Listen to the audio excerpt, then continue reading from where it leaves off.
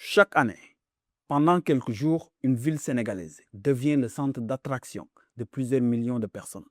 Les routes sont saturées, les gares routières fonctionnent jour et nuit, les commerces tournent sans interruption. Les Sénégalais venus de toutes les régions, mais aussi des pèlerins venus d'Europe, des États-Unis, du Golfe, d'Afrique centrale et d'Afrique de l'Ouest, se donnent rendez-vous au même endroit. Cette ville n'est ni une capitale politique, ni une capitale économique. Pourtant, son influence dépasse largement les frontières du Sénégal. Cette ville, c'est Touba, et son plus grand rendez-vous, c'est le Magal de Touba. Mais derrière la dimension spirituelle se cache une autre réalité, une réalité économique, diplomatique, culturelle et même géopolitique. Le Grand Magal de Touba est-il devenu l'un des plus puissants instruments de rayonnement du Sénégal en Afrique? C'est ce que nous allons analyser dans cette chronique.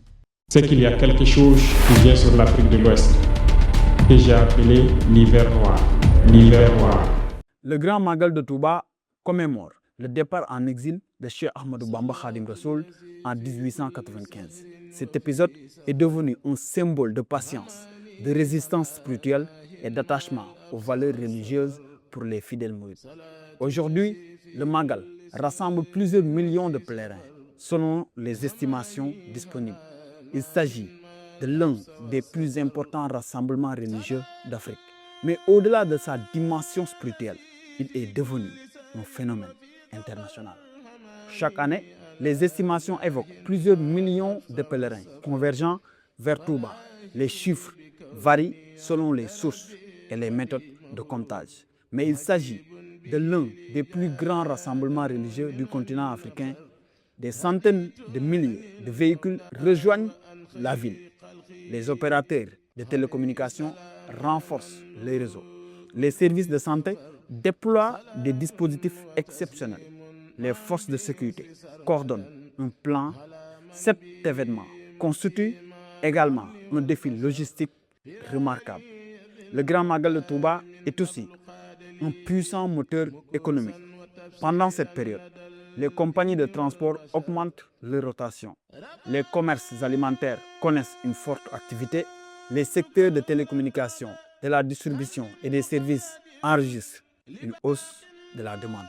Au-delà de l'événement lui-même, Touba s'est imposé au fil des décennies comme un pôle économique majeur porté par le dynamisme de son tissu commercial et entrepreneurial.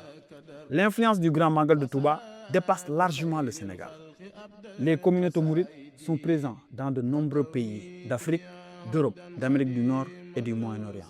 À l'occasion du Magal, des milliers de membres de la diaspora reviennent au Sénégal. D'autres organisent des célébrations locales. Les réseaux économiques, familiaux et associatifs se renforcent. Cette dimension internationale contribue au rayonnement du Sénégal et de la confrérie mouride. Dans les relations internationales, on parle souvent de soft power, la capacité d'un pays à attirer et à influencer par sa culture, ses valeurs ou ses institutions. Le Sénégal est reconnu pour sa stabilité relative, sa tradition de dialogue religieux, son patrimoine culturel et l'influence de ses confréries. Le Grand Magal participe à cette image. Il projette une identité sénégalaise qui dépasse les frontières nationales. Le Magal montre qu'un patrimoine spirituel et culturel peut aussi devenir un levier de développement, à condition de renforcer les infrastructures, les transports, l'accueil, la gestion environnementale et la valorisation du patrimoine. L'enjeu est de préserver la vocation religieuse de l'événement tout en améliorant les services qui l'entourent. Cette influence soulève également plusieurs questions. Comment améliorer les infrastructures pour accueillir un nombre croissant de pèlerins? Comment préserver l'environnement face à une forte concentration de population? Comment valoriser davantage le patrimoine religieux et culturel? Comment transformer ce rayonnement spirituel en opportunité économique durable pour le Sénégal? Ces enjeux relèvent autant de la politique publique que de la société civile. Au XXIe siècle, les puissances ne s'affirment plus uniquement par leurs armes ou leur économie. Elles s'appuient aussi sur leur capacité à faire rayonner leurs idées, leurs traditions et leur culture. Le Grand Magal s'inscrit dans cette logique. Il constitue un exemple de rayonnement religieux et culturel africain, porté par une histoire locale et une diaspora internationale. En somme, le Grand Magal de Touba est d'abord un événement religieux profondément ancré dans l'histoire et la spiritualité. Mais il est aussi devenu un phénomène social, économique et culturel d'envergure.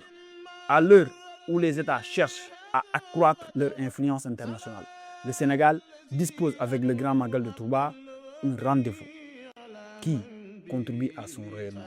La question est désormais la suivante.